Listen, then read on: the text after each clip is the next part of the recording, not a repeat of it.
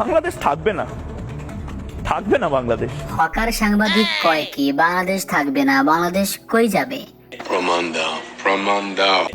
আমি বলছি না আজকে আমি চিৎকার করবো না, আমি আজ রেগে। জীবনে বহুত পাগল দেখছি, তোমার মতো পাগল আর দেখি নাই। তোমার পিছন দিয়ে কয়েকটা দিলে তাহলে বুঝবা যে আসলে কি।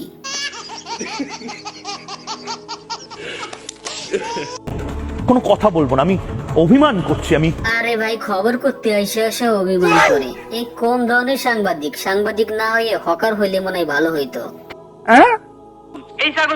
কি বলি বুঝতেছেন না? কই থেকে শুনে পাগল ছাগল সাংবাদিক সব আমাদের সামনে চলে আসে, আর ভাল লাগে না। ফেসবুক খুলতেই দেখা যায় পাগল ছাগল সাংবাদিকের খেলা।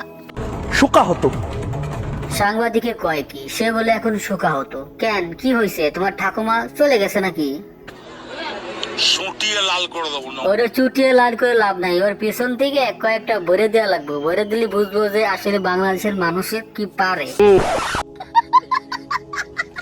আর বাংলার এই সাংবাদিক উল্টা পাল্টা খবর পড়ে টিভির সামনে আইসা, ওরে দিয়ে খবর না পড়ায় যদি মলম বিক্রি করতো তাহলে দিনে লাখ লাখ টাকা কামাই করা যাইতো।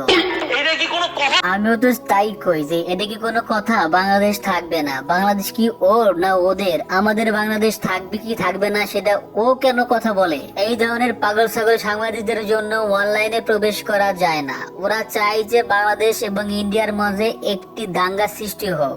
আমিও ভাই বুঝি না, একটা স্বাধীন দেশ নিয়ে ওরা কোনো কথা বলবে? এটা আমাদের বাংলাদেশ মাতৃভূমি। আমাদের দেশের দিকে যে চোখ তুলে তাকাবে তার চোখ তো থাকবে না, সেটা ভালো করেই বোঝা দরকার।